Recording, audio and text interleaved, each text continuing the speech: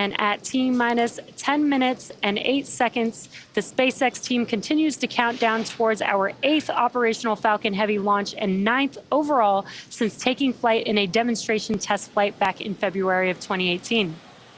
All systems are a go. Before we began the webcast, the SpaceX launch director polled the members of the launch team and got a go for propellant loading and launch. And we are currently loading propellant on all 3 first stage boosters as well as the second stage. And you may be able to hear some of the live rocket sounds from our launch pad. Those pops and hissing sounds that you hear are from propellant loading, as well as the launch mount and strong back that the propellant is flowing through. Falcon Heavy uses 2 propellants. One is a refined form of kerosene called RP1, or Rocket Propellant 1. That's our fuel. The other is our oxidizer, which is liquid oxygen, or commonly called LOX. An oxidizer is a type of chemical that releases oxygen to mix with fuel and allows it to burn. Liquid oxygen is chilled well below its boiling point so that it has a much greater amount of mass per volume, which basically means that we can load more of it into the rocket. As a fun fact, the Saturn V first stage flown from this very pad on the moon missions also used liquid oxygen and kerosene. In addition to these 2 propellants, we also use the chemical TTEB, or triethyl aluminum and triethyl borane, as an ignition source. The combustion of RP1 and liquid oxygen is what makes the rocket go or fly, and it's the TTEB that sets the match to the propellant mix. Today's mission is for the U.S. Space Force and is being overseen by Space Systems Command, or SSC. Center Core, RP1 load is complete. Space Systems Command is the U.S. Space Force's field command responsible for acquiring and delivering resilient capabilities and groundbreaking technologies to protect our nation's strategic advantage in and from space. For more on the SSC, let's take a listen.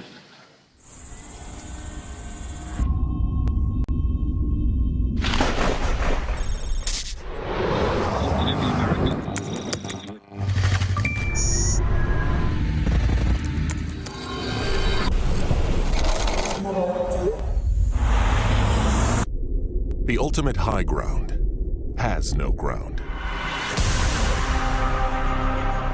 The satellites in orbit around our planet provide the critical infrastructure we use to defend and protect the security and prosperity of this world we all share.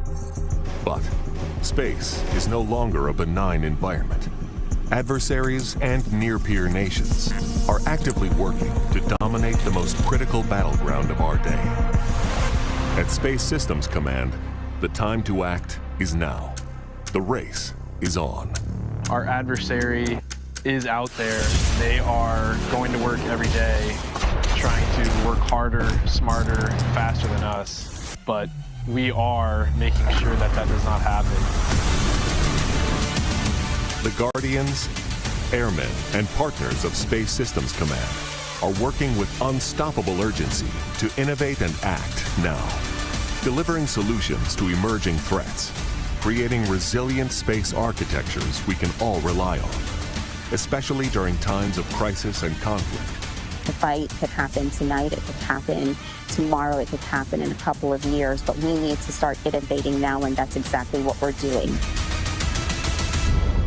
For Space Systems Command, working faster means breaking from the status quo, exploiting existing space architectures and capabilities in creative new ways, working with commercial industry, innovators and tech startups, and allied nations to exploit, buy, and build, to deliver better, faster, and more affordably.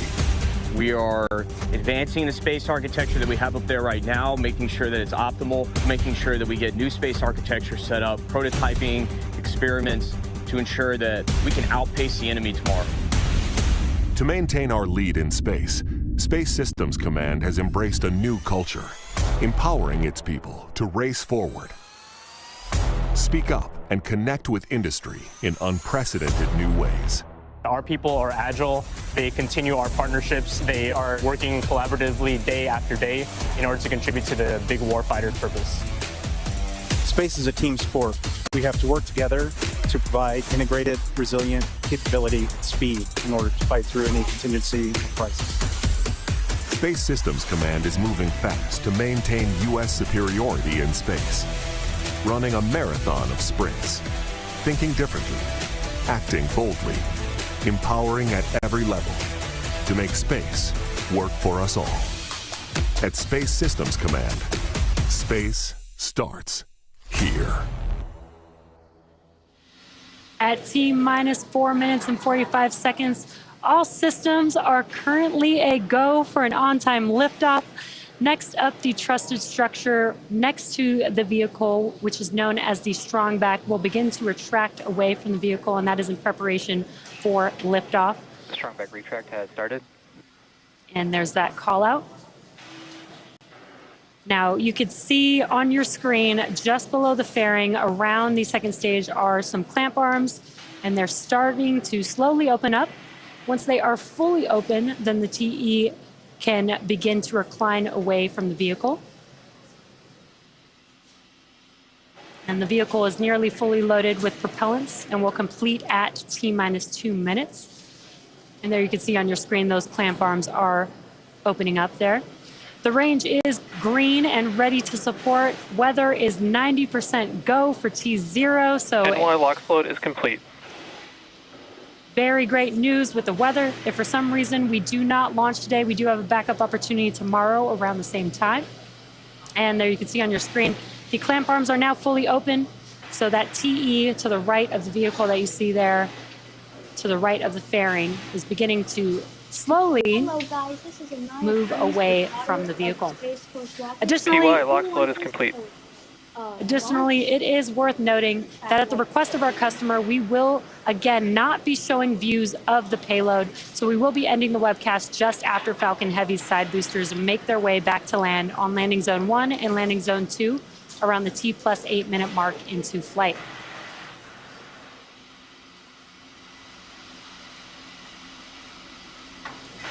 Center core, LOX float is complete. And we just heard that call out. Spacecraft is on internal power. Just heard that call out that the center core liquid oxygen loading is complete. That concludes all first stage vehicle propellant loading. We are still loading liquid oxygen on the second stage, and that should conclude at the T-minus 2 minute mark, which will also conclude all propellant loading for Falcon Heavy.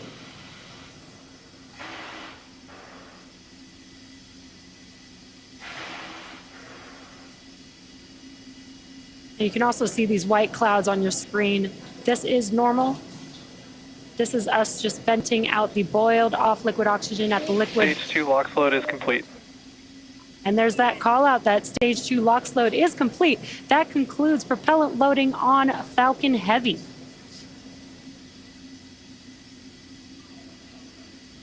Again, those white clouds that you see around the vehicle are normal.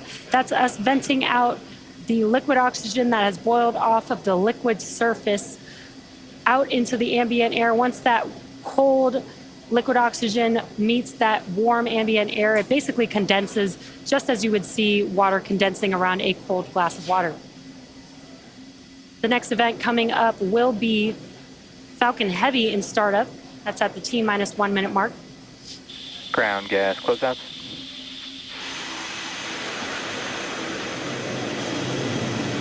And now that we have finished propellant loading, we are also clearing out the liquid oxygen line on that transporter erector, and that's why you see a little bit more of those white clouds there on your screen. Again, at the T-minus 1 minute mark, Falcon Heavy will be in startup. This is an autonomous vehicle, so the internal flight computers will take over the launch countdown. Falcon Heavy is in startup. Great news, there's that call out. That Falcon Heavy is in startup. Now just waiting for the final call from the launch director. This is the mission director. Go for launch. And great news with that call out. All systems are go for launch of Falcon Heavy with USSF-52. T-minus 30 seconds.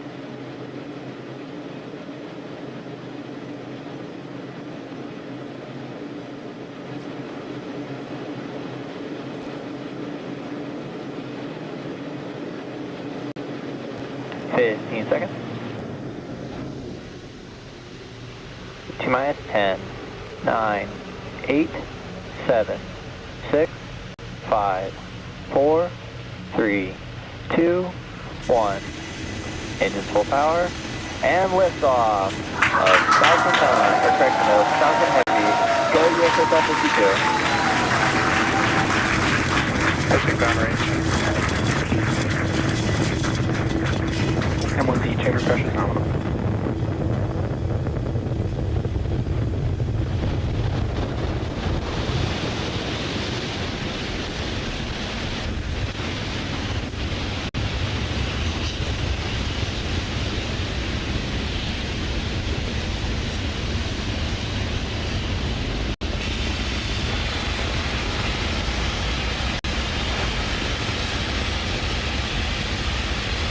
Nominal power and telemetry. At T plus 50 seconds into Falcon Heavy's flight under the power of 5 million pounds of thrust, Falcon Heavy is carrying OTV-7 out to space. Now we are coming up on max Q here in a few seconds. Max Q. And great call out there. We have passed through max Q. That is the point of peak mechanical stress on the vehicle, and we've now passed through that. So we do have a few events coming up here. That will be booster engine cutoff, or BECO, separation of the side boosters, followed by side booster boost back burn startup, and then the center core main engine cutoff, or MECO.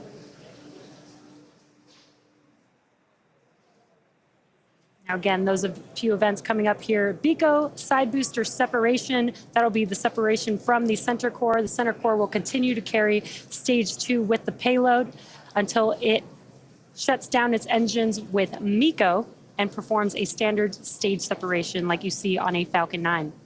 And there you can see on your screen, on your right-hand screen, some views from the side boosters and a really awesome view of Falcon Heavy on your left-hand screen, with all of those engines burning really bright there. Coming up on BECO in a few seconds here.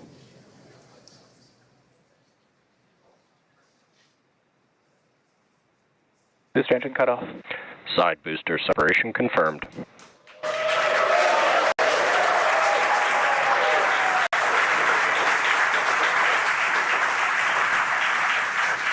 And back show.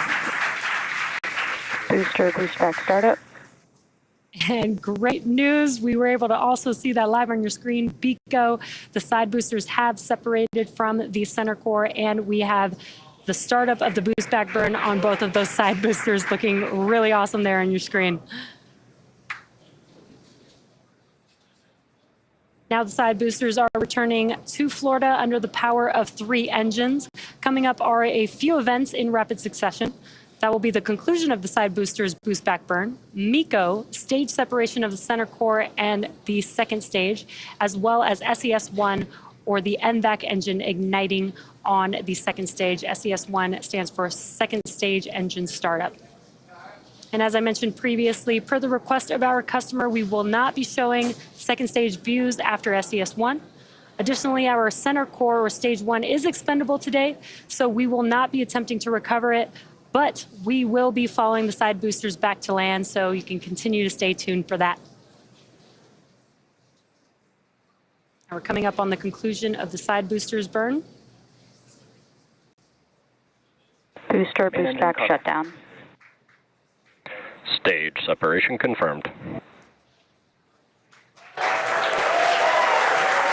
back ignition and full power.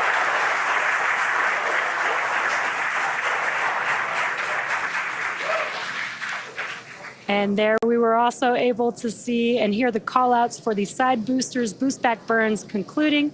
We had MECO, or main engine cutoff of the center core, as well as stage separation, and also heard confirmation that the NVAC engine has ignited. Now, as we mentioned before, Fairing separation confirmed. And great call out there, also a confirmation that the fairing has separated from the second stage. Again, we will be attempting to recover those fairing halves when they fall back to Earth using our recovery vessel, Doug. Trajectory is nominal. Now, again, as I mentioned earlier, the center core was not built to land or be reused. It is expendable, having given its all for the mission. We will say a big thank you to the center core. For the two side boosters, the boost back burns have completed, and so far the vehicles are on a good trajectory, coming back to land. And again, with successful second engine start 1, that will wrap up our coverage pertaining to the stage, to the second stage. So we'll focus our attention on the side boosters.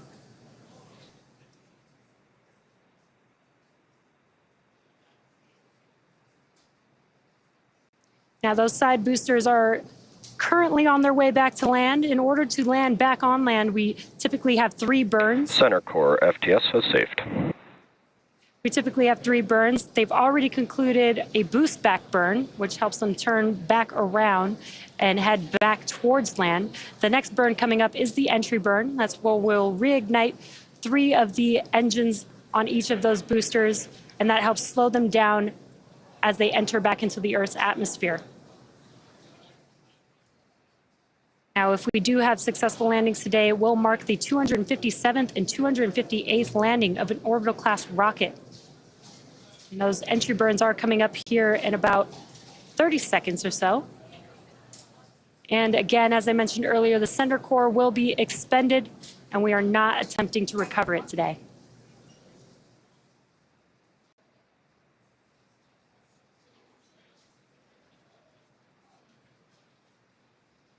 Again, the entry burn is coming up here for the side boosters. Booster entry burn startup.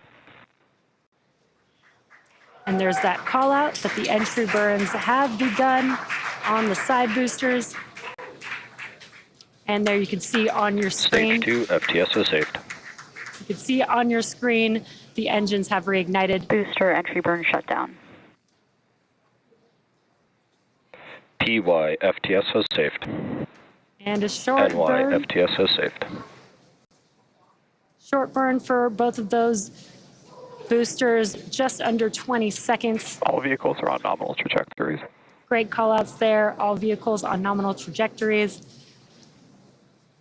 Now, again, we do have one more burn for each of these side boosters coming up in just about 30 seconds. That is the landing burn. It's a single engine burn for each booster. And just one engine is powerful enough to slow the vehicles down and safely land back on land. Again, we are targeting landing zone 1 and landing zone 2 for today's landings.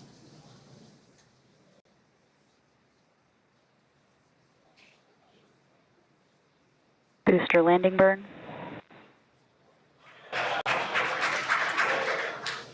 And we heard that call out, and you can see on your screen that the engines have reignited. Landing leg deploy. Let's watch as these side boosters touch down for landing. Stage 2 is in terminal guidance.